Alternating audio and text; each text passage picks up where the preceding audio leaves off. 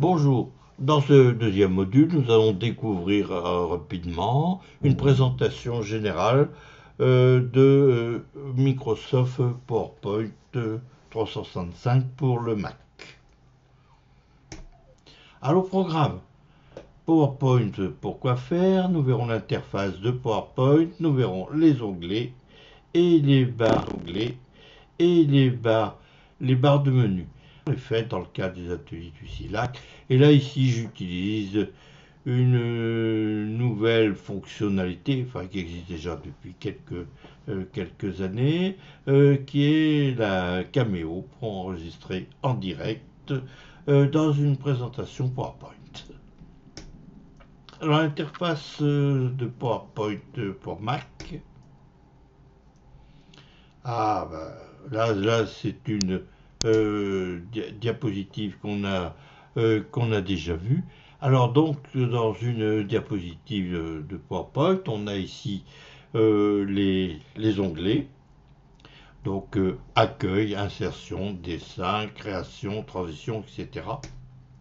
On a la barre de menu. Alors, la barre de menu a une particularité par rapport à la version Windows, c'est qu'on retrouve les mêmes fonctionnalités, ou la plupart du temps, entre les onglets et la barre de menu. Alors, dans les présentations que je ferai, je privilégierai surtout l'utilisation des onglets pour être le plus compatible possible avec la version Windows. Ensuite, vous avez le corps de la diapositive. Et sur la droite, vous avez les vignettes des différentes diapositives, suivant les options qu'on aura choisies pour l'affichage de PowerPoint. Et tout en bas, le zoom. Vous avez ici le mode concepteur dans l'onglet accueil qui vous permet de vous aider pour certaines mises en page, qui vous donne quelques idées de présentation. Et dans les versions les plus récentes, vous avez Copilot, l'intelligence artificielle de Microsoft. Alors, un petit résumé.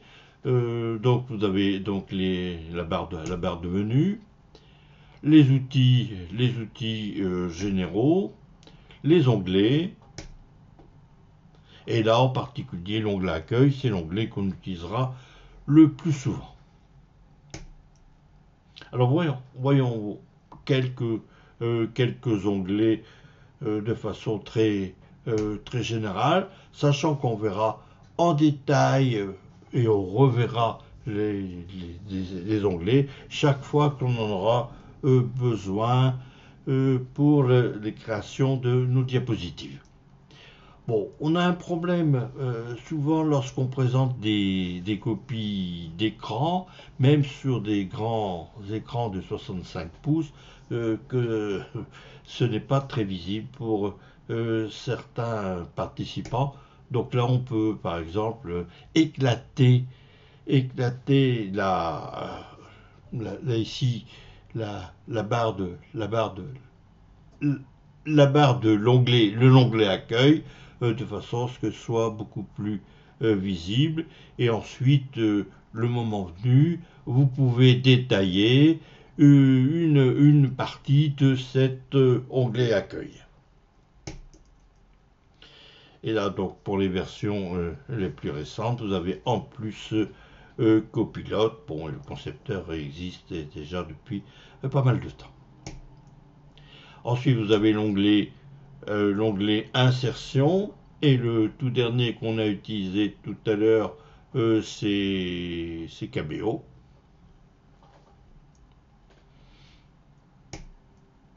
L'onglet Dessin. Bon, là, si on n'a pas de stylet, mais sur un Mac, les Mac ne sont pas tactiles, donc les stylets seront dessinés, sera très pratique sur la version iPad. Bon, sur la version Mac, c'est un peu limité. L'onglet Création, vous donnera des idées, disons, de présentation, c'est-à-dire de mise en place de thèmes. Et l'onglet transition vous permettra d'introduire des transitions entre les diapositives. L'onglet animation, voilà, c'est un onglet que l'on utilisera beaucoup dans les présentations pour les animations en particulier les animations de texte et aussi d'images si nécessaire. Bon, ça sera bien détaillé dans une présentation consacrée aux animations. L'onglet diaporama qui est utilisé lorsqu'on fera la projection de la présentation. L'onglet révision, lui, sera surtout utilisé lorsqu'on travaillera en commun et lorsqu'on voudra, disons, utiliser certaines fonctionnalités supplémentaires, telles que par exemple la traduction. L'onglet affichage sera utile pour choisir le mode de présentation, le mode d'utilisation des masques.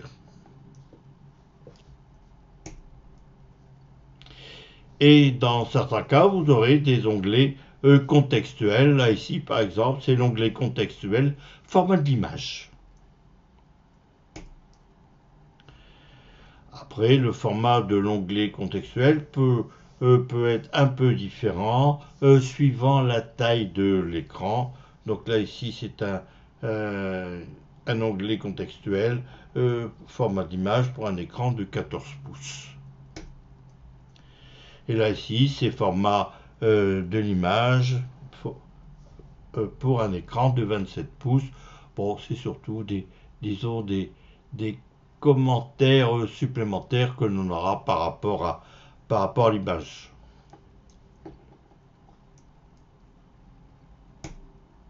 Alors, la barre du menu. Bon, la barre de menu, on pourra regarder à propos de ce Mac pour connaître sur quelle version, quelle machine on crée la présentation. Donc là, c'est un MacBook Pro et surtout dans la version macOS Sequoia 15.3. Et à propos de Microsoft PowerPoint, on connaîtra la version de PowerPoint, par exemple ici. C'est la version 16.95 qui est liée à un abonnement Microsoft 365.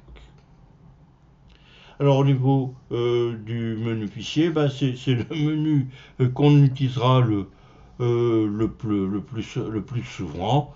Bon, en particulier, là on aura partagé lorsqu'on voudra aller envoyer une présentation ou lorsqu'on voudra envoyer au format PDF. Le menu édition. Là, c'est le menu affichage. En particulier, on verra le mode d'affichage trieuse de diapositives, les pages de notes, l'affichage en mode plan, l'affichage en mode présentateur et l'affichage en diaporama et le réglage, en particulier pour le ruban. Dans le menu inséré, là aussi, on aura pas mal d'options supplémentaires, mais que je ne vais pas divulguer, enfin, plutôt développer ici, parce que on verra toutes les fonctionnalités à partir des onglets. Le menu mise en forme. Bon, là, il n'y a pas trop de commentaires à faire. Le menu organisation. pour l'affichage de la présentation en totalité ou ou en mode partiel sur l'écran, cadre à droite, à gauche, etc. Les menus outils, le menu outils, là aussi on aura la possibilité de traduire le document, choisir disons la langue de vérification. Et ensuite, vous avez le mode diaporama. Donc, dans le mode diaporama, on pourra aller voir les paramètres des sous-titres, la langue qui est parlée, la langue des sous-titres. Bon, personnellement, je n'utilise pas ces différents outils. Peut-être une autre fois. Et le menu fenêtre, là, c'est suivant l'affichage que l'on veut faire de la présentation.